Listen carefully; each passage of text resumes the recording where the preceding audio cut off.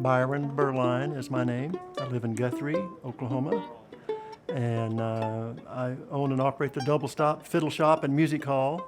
Probably got close to 250 violins down here and several mandolins and guitars and banjos. I keep these all tuned up. A lot of beginners come in that are looking to get into an instrument, and that could be 5 years old on up to 80 years old. John Hickman does our repair. I've been doing it ever since. We've never been out without anything to work on. I mean, it's the day we open.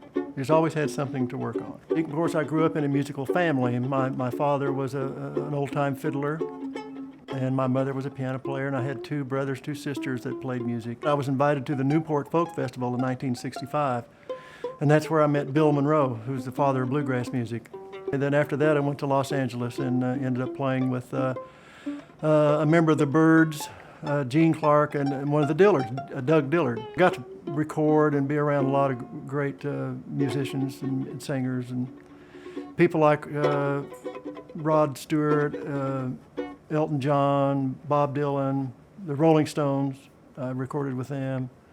Emmylou Harris, Linda Ronstadt, the Eagles. So I was lucky to be in the right spot at the right time, I guess, you know.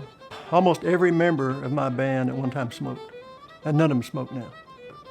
I usually don't play any places anymore that do smoke. What happens, you know, in the smoking venues, the employees there are just trapped. They're trapped in the smoke and they can't get away from it. I know a lot of people that died of lung cancer that never smoked, but they were around smoke.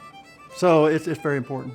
It really is. I mean, not only just for your health, but it's just uncomfortable when you're up there trying to perform. You know, most places I like to play are theaters or concerts where people sit and listen. And you know, now most of these places that are bars that are for people smoking, I'm through with all that kind of stuff. I've done that, been there and done that, and I don't want to do that anymore. But thank goodness most of the places I play in now are smoke-free, which is really good. Well, I think Oklahoma laws will eventually catch up. Someday they'll change the law and fix it where it'll be smoke-free. Smokers have a right to smoke, but non-smokers, we want to have a right to breathe also. I can understand both sides in a way, but I mean, I think most smokers realize that now. It's not good for anybody, you know. I mean, we all know that for a fact that smoking is not good for you. So why do it?